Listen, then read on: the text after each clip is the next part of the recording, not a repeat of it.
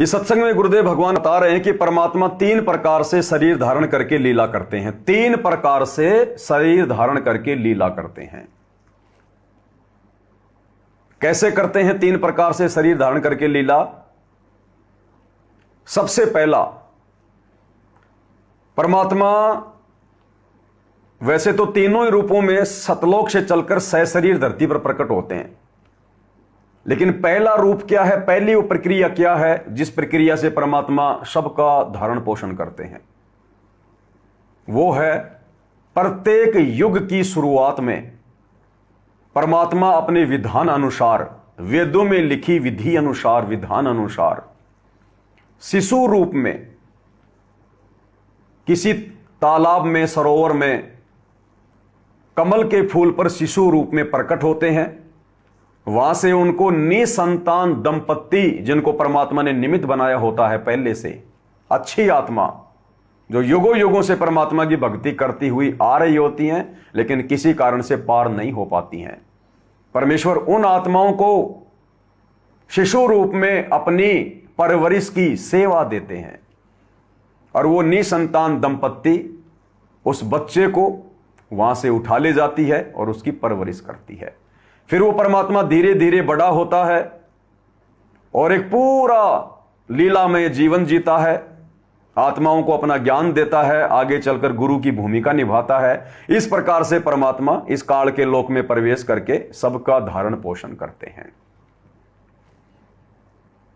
दूसरी विधि क्या बताई गुरुदेव ने? दूसरी विधि से परमात्मा किसी साधु संत महात्मा का रूप बनाकर, कहीं किसी आश्रम में कहीं कोई 10 साल रह गए, कहीं कोई 20 साल रह गए, कहीं 6 महीने रह गए, और उस क्षेत्र की आत्माओं को धार्मिकता से जोड़ देते हैं उपदेश देकर, ताकि उनको मनुष्य जन्म मिलते रहे, उनकी बैटरी चार्ज होती रहे कलयुग की पिछली पीढ़ी तक, क्योंकि खेल सारा परमात्मा कलयुग की पिछली पीढ़ी के लिए ही करते हैं। तो परमेश्वर कहीं भी कभी भी संत रूप में, साधु रूप में जो है वो प्रकट हो जाते हैं।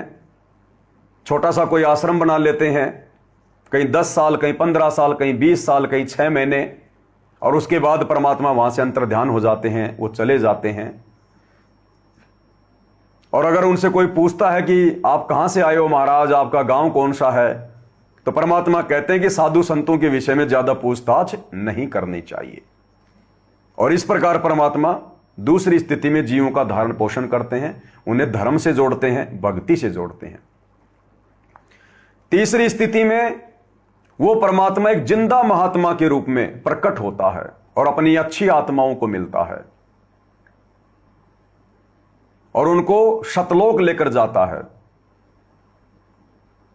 उन्हें सारे ब्रह्मांडों से, सारी सृष्टि से, धर्म और सारे उन कर्मों से परिचित करवाता है, उनका ज्ञान योग खोलता है, फिर वापस उन आत्माओं को पृथ्वी पर छोड़ता है, अपने गवाह बनाता है, और वो आत्माएं फिर परमेश्वर से प्राप्त उस ज्ञान का प्रचार करती हैं, तत्वदर्शी संत की भूमिका निभाती हैं। इस प्रकार से तीसरी स्थिति में परमात्मा हम जीवों का धारण पोषण करते हैं।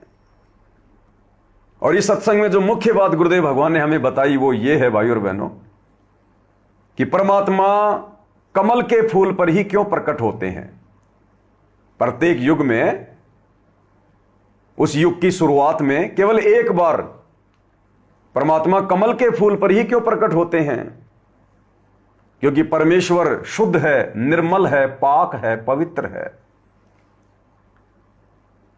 और जब परमेश्वर इस गंदे लोक में, इस पृथ्वी, इस मृत लोक में आते हैं लीला करने के लिए शिशु रूप में, तो परमेश्वर कमल के फूल पर प्रकट होते हैं, क्योंकि कमल के फूल पर गंदगी नहीं ठहरती है, कमल के फूल पर कीचड़ या धूल मिट्टी नहीं ठहरती है, नहीं लगती है। वो इतना कोमल होता है, इसलिए वो पवित्र होता है, वो शुद्ध होता है।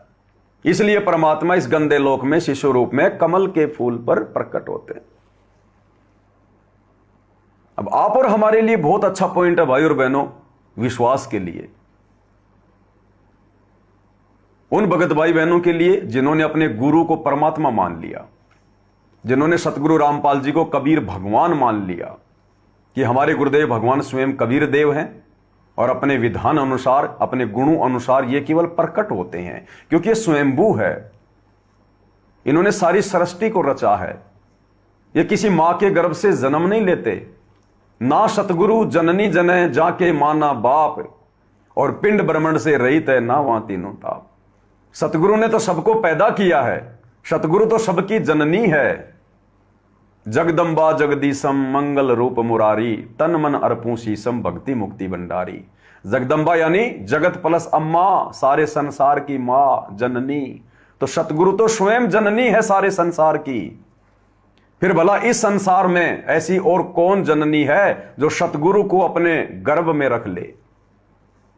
तो सतगुरु लीला करते हैं, हमारी चरम दृष्टि को धोखा देते हैं।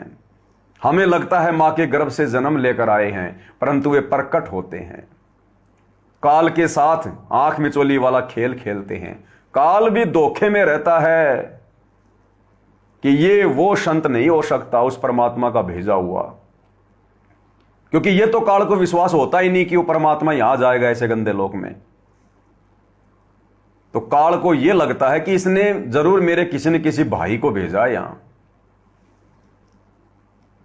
और जब परमात्मा यहां प्रकट होकर लीला करते हैं तो काल भी धोखे में पड़ जाता है कि ये उस परमात्मा कबीर का भेजा हुआ संत नहीं हो सकता।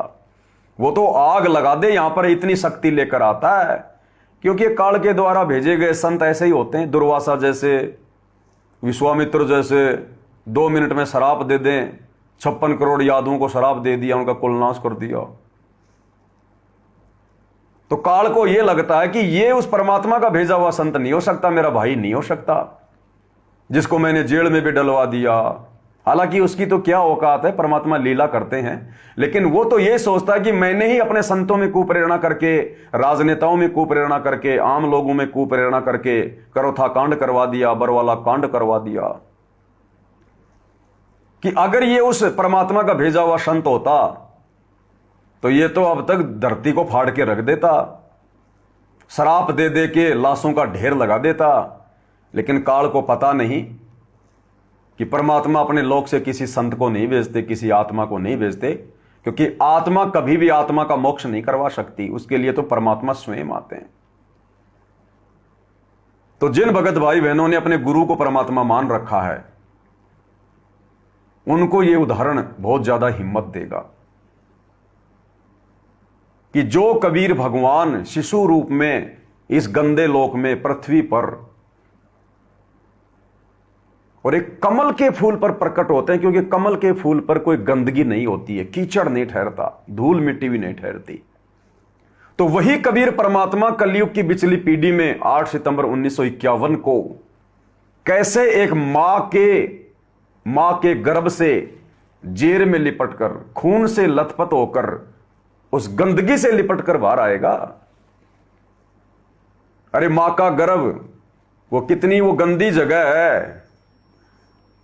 जो परमात्मा फूल पे प्रकट होता है कि वहां पर कोई गंदगी ना हो, वो परमात्मा मां के गर्भ से कैसे जन्म लेगा, उस गंदगी से कैसे जन्म लेगा। इसलिए भाई और बहनों, सारा का सारा ये सूक्ष्म खेल है। हमारी चरम दृष्टि को धोखा दिया जा रहा है। हम देख नहीं सकते, समझ नहीं सकते इस परमेश्वर की लीला को। ये ऐसी लीला करता है ये। तो हम भगत भाई बहनों को विश्वास हो जाना चाहिए इस सत्संग को सुनने के बाद, जिसमें परमेश्वर ने शिशु रूप में कमल के फूल पर प्रकट होने की लीला का जिक्र किया है कि कमल का फूल शुद्ध होता है, पवित्र होता है, धूल मिट्टी नहीं ठहरती। फिर वो परमात्मा 8 सितंबर 1951 को मां के गर्भ से गंदगी से जन्म लेकर कैसे आएगा, और होता प्रकट ही है। और वो परमात्मा सतगुरु रामपाल जी ही है। तो सारा खेल सूक्ष्म है गुरुदेव का, सूक्ष्म। तो क्या कह रहे हैं गुरुदेव भगवान, ध्यान से सुनिएगा। एक रूप में परमात्मा ऊपर के लोक में सिंहासन के ऊपर विराजमान है, और जैसे राजा बैठते हैं मुकुट वगैरह धारण करके, ऊपर सिर पे छत्र है उनके, और बहुत सुंदर उनका शरीर है।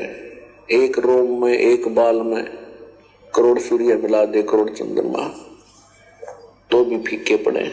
इतना नूर है, इतना प्रकाश है भगवान की बॉडी का।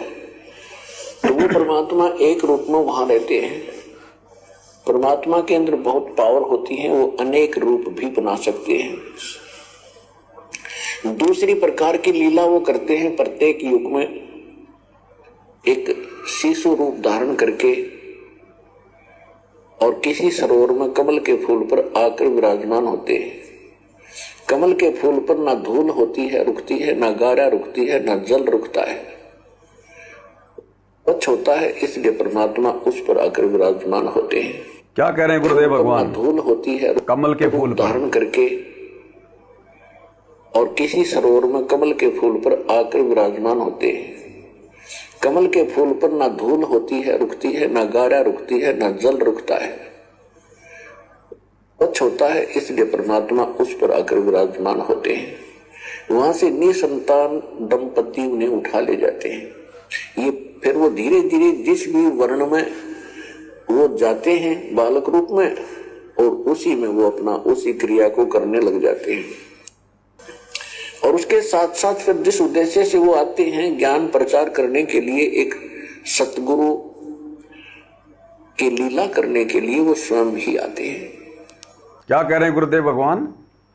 इसके अलावा परमात्मा जिस उद्देश्य से आते हैं, सतलोक से चलकर परमात्मा इस पृथ्वी लोक पर क्या उद्देश्य लेके आते हैं? राजनीति का उद्देश्य लेके नहीं आते, स्टेडियम बनाने का उद्देश्य लेके नहीं आते, यहां की गंदी राजनीति में अपने भक्तों को सड़ाने की मनसा लेके नहीं आते, आरक्षणों में बैठाने की मनसा लेके नहीं आते। भक्ति करवाने के उद्देश्य से, आत्माओं का मोक्ष करवाने के उद्देश्य से परमात्मा आते हैं, और वो परमात्मा स्वयं ही आते हैं। क्या कह रहे हैं गुरुदेव? वो परमात्मा स्वयं ही आते हैं। इससे क्लियर हो जाता है कि समर्थ का काम उसी को साजे और करे तो मूर्ख बाजे। परमात्मा स्वयं ही सतलोक से चलकर आते हैं। इसलिए आप और हम सत्सेवक भाई बहन अपने गुरु को ही परमात्मा मानकर पूज रहे हैं, सेवा कर रहे हैं। तो क्या उद्देश्य लेके आते हैं? केवल भक्ति का, आत्माओं को निर्विकार बनाने का, हंस बनाने का। लेकिन काल बलि भी तो अपना षड्यंत्र पूरा खेलेगा, चद्दर ओढ़ के थोड़ी सोता है फिर वो। तो सारी कुप्रेरणा वर्तमान में सतलोक आश्रम मैनेजमेंट हरियाणा वालों में गुरुदेव के उस मकसद के विपरीत, उस उद्देश्य के विपरीत ये जितने भी भक्ति विरुद्ध जो कर्म करवाए जा रहे हैं आश्रम वालों के माध्यम से, ये काल करवा रहा है। तो क्या कहते हैं परमात्मा? ध्यान से सुनिएगा। जिस उद्देश्य से वो आते हैं ज्ञान प्रचार करने के लिए, एक सतगुरु की लीला करने के लिए, वो स्वयं ही आते हैं। स्वयं। और तीसरी प्रकार की वो लीला करते हैं परमात्मा, जब चाहे तब कभी भी प्रकट कहीं हो जाते हैं, किसी साधु संत के रूप में या किसी अन्य रूप में। तो सुना भाई और बहनों, किस प्रकार से गुरुदेव भगवान ने हमें निर्देशित किया है, आदेशित किया है। अब हमारी ये फाइनल रिवीजन का समय चल रहा है। अगर हमसे कोई सवाल करे कि परमात्मा किस उद्देश्य को लेकर पृथ्वी पर आते हैं, तो तुरंत जवाब देना चाहिए कि परमात्मा हम आत्माओं को भक्ति करवाकर हमें मोक्ष दिलवाने के उद्देश्य से धरती पर आते हैं। तो परमेश्वर ने हर प्रकार की छोटी से छोटी, मोटी से मोटी शंकाओं का समाधान अपने सत्संगों में हमें करके दे रखा है। और गुरुदेव भगवान हमें बार बार कहते हैं कि बच्चों, अगर तुम्हें कोई बात समझ में नहीं आती है सत्संग सुनते समय, तो ज्यादा दिमाग मत लगाओ, छोड़ दो उसको, तुम सत्संग सुनते रहो, कभी ना कभी तुम्हारे सामने तुम्हारी शंका का समाधान हो जाएगा। तो अब गुरुदेव ने और भी बड़ी दया कर दी। मालिक को पता कि इतना धैर्य इन आत्माओं में नहीं रहता, और शंका सूल बबूल है। शंका तो कीकर के कांटे की तरह, जब तक हटेगी नहीं भगत टेंशन में रहेगा, और परमात्मा अपने भगत को टेंशन में देख नहीं सकता। इसलिए परमेश्वर ने आप भाई बहनों को इंतजार ना करवाकर और साध संगति के माध्यम से परमेश्वर ने दास की ड्यूटी लगा दी कि गुरुदेव भगवान के सत्संगों का निष्कर्ष आप सभी भाई बहनों के सामने रखा जाए सात संगतियों के माध्यम से। किसी न किसी भगत भाई की किसी न किसी शंका का समाधान सात संगति के वीडियो में गुरुदेव के मुख कमल से सुनकर उनको अवश्य मिल जाता है। तो ये बहुत बड़ी मेहर है गुरुदेव भगवान की आप और हमारे ऊपर।